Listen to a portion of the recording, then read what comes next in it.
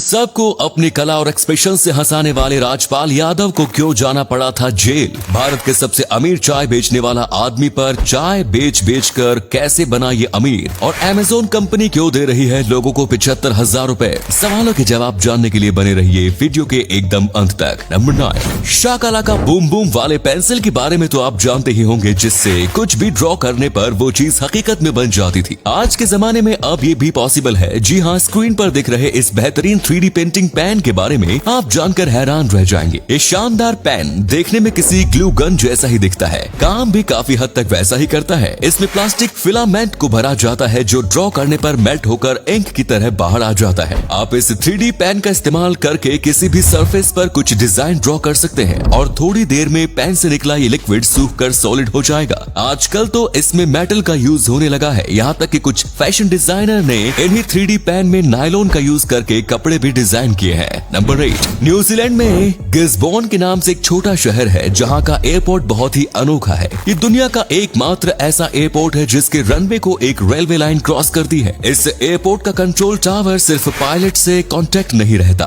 बल्कि यहाँ का कंट्रोल टावर रेलवे टावर से भी कनेक्ट में रहता है। अगर प्लेन लैंडिंग के काफी करीब होता है तो ट्रेन रोक लिया जाता है या फिर टेक ऑफ से पहले ट्रेन को वेट करने के लिए कहा जाता है। रनवे की जिस जगह से रेलवे ट्रैक गुजर रहा है उसको ऐसे डिजाइन किया गया है कि वहाँ कोई हादसा न हो। असल में ट्रैक तो पहले से ही यहाँ मौजूद था, लेकिन बाद में इसी जगह पर एयरपोर्ट का कंस्ट्रक्शन का फैसला किया गया क्योंकि एयरपोर्ट के लिए इस शहर में कोई और जगह सूटेबल नहीं थी। नंबर 7, अलाउद्दीन के उड़ने वाले जादुई कालीन के बारे में तो आप सबने सुना ही होगा। अब आपको सच में ऐसा कालीन देखने को मिल सकता है जो अलादीन के जादुई कालीन की तरह हवा में उड़ सकता है। हवा में उड़ने वाले इस कालीन को बनाने वाले शख्स का नाम जेसी वेलनेस है। जेसी वेलनेस ने अलग अलग मैजिक ट्रिक्स की मदद से उड़ने वाले इस कालीन का निर्माण किया है। इस कालीन पर उड़ान भरने के लिए जैसे खुद अलादीन की तरह तैयार होते हैं और सड़कों के ऊपर उड़ान भर के निकल जाते हैं। उड़ने वाली कालीन देखकर हर किसी की आंखें खुली की खुली रह जाती हैं। जो लोग इस कालीन पर उड़ान भरने की ख्वाहिश रखते हैं, जैसी उन्हें भी अपनी कालीन पर सवार कर लेते हैं। आपको बता दें कि जैसे एक यूट्यूबर है और उनके चैनल पर 10 मिलियन से ज्यादा सब्सक्राइबर है। नंबर 6, दोस्तों बॉलीवुड के चकाचौंध के सामने हमें इस ग्लैमर वर्ल्ड में सब कुछ चंगा ही नजर आता है। फिल्मों में अच्छा रोल निभाकर ज्यादा एक्टर लोगों की नजरों में रोल मॉडल बन जाते हैं। उन्हीं में से बड़े बड़े एक्टर्स जेल की हवा खा चुके हैं। उन्हीं में से एक है राजपाल यादव।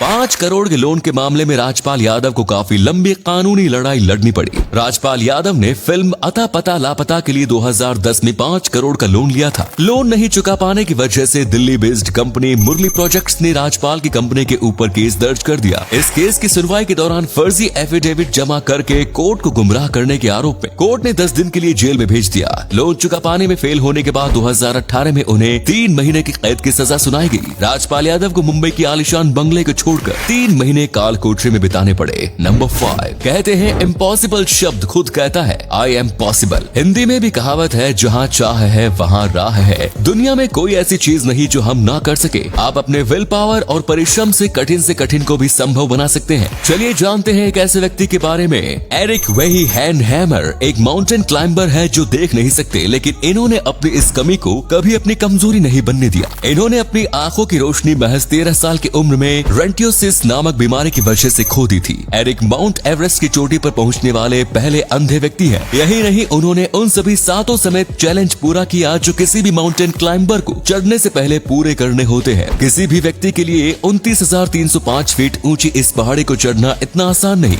एरिक की डिसेबिलिटी के बाद तो उनकी ये उपलब्धि और भी खास हो जाती है। नंबर 4, 2 जुलाई 2020 का दिन इंडियन रेलवे के लिए रिकॉर्ड ब्रेकिंग डे था, क्योंकि इसी दिन इंडियन रेलवे ने भारतीय इतिहास की सबसे लंबी ट्रेन नागपुर से कोरबा के बीच में चलाई। इस ट्रेन की कुल लंबाई 2.8 किलोमीटर थी और इसमें कुल 251 वैगन को जोड़ा गया। इस ट्रेन को खींचने के लिए 6000 हॉर्स पावर के 4 इलेक्ट्रिकल इंजन का इस्तेमाल किया गया। इस ट्रेन का नाम शेष नाग रखा गया है। इससे पहले तक लॉन्गेस्ट ट्रेन का रिकॉर्ड सुपर एनाकोंडा के नाम था। नंबर 3, दोस्तों आप सबने लगभग अमेज़न शॉपिंग कंपनी से सामान खरीदते होंगे। कभी कभी हमें असली प्रोडक्ट के साथ साथ हमें कई बार नकली कॉपी या कभी कभी उसकी सेकंड कॉपी हमें भेज देते हैं। इसमें कस्टमर का नुकसान तो होता ही है, साथ में दोस्तों अमेज़न की भी इमेज खराब होती है। और इसी को ध्यान में रखते हुए अमेज़न ने अनाउंस किया है कि अगर उनकी साइट से शॉपिंग करने के बाद आपको कोई भी डुप्लीकेट या फिर आपको डिफेक्टेड प्रोडक्ट डिलीवर किया जाता है तो उसके बदले आपको $100 यानी करीब 75,000 रुपए तक का भुगतान किया जाएगा। इसके लिए आपको Amazon.com पे जाके क्लेम करना होगा और एनालाइज करने के बाद ही आपको किसी भी पैसे का भुगतान किया जाएगा। दोस्तों, आपको ये अपडेट कैसा लगा हमें कमेंट्स में जरूर बताएं। नंबर 2,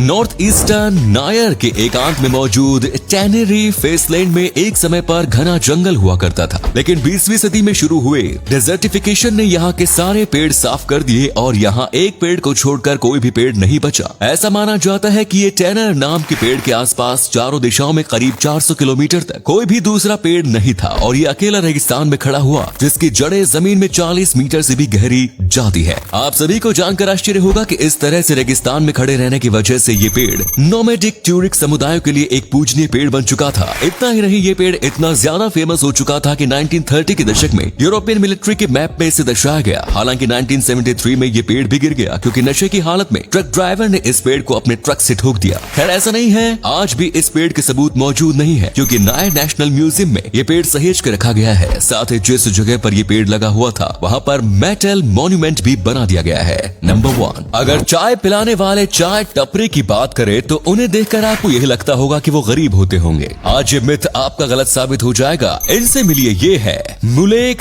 ब्रिजाल। जी हाँ, ये फाउंडर है चाय पॉइंट कंपनी की, जो भारत की सबसे बड़ी चाय विक्रेता है। मुलेक पहले माइक्रोसॉफ्ट कंपनी में जॉब करते थे और इन्होंने वहां से रिजाइन करके चाय पॉइंट कंपनी को 2010 में शुरू की और तब लोगों और उनके घर वालों को ये भरोसा नहीं था कि मुलेक की चाय पॉइंट कंपनी भारत की सबसे बड़ी चाय विक्रेता कंपनी होगी। और अभी उनकी कंपनी में 1200 से भी ज्यादा एम्प्लॉयज हैं और 190 करोड़ से ज्यादा की कमाई ये हर साल करते हैं। भारत के बड़े शहर दिल्ली, मुंबई, पुणे, हैदराबाद जैसे बड़े बड़े शहर में आज इनकी दुकानें हैं जो कि अलग अलग कई प्रकार के फ्लेवर में चाय बेचती हैं। साथ ही ये गर्मा गर्म चाय घर और ऑफिस जैसे जगहों पर डिलीवर करते हैं। आपको हमारी वीडियो कैसी लगी दोस्तों, कमेंट्स में जरूर बताएं। धन्यवाद।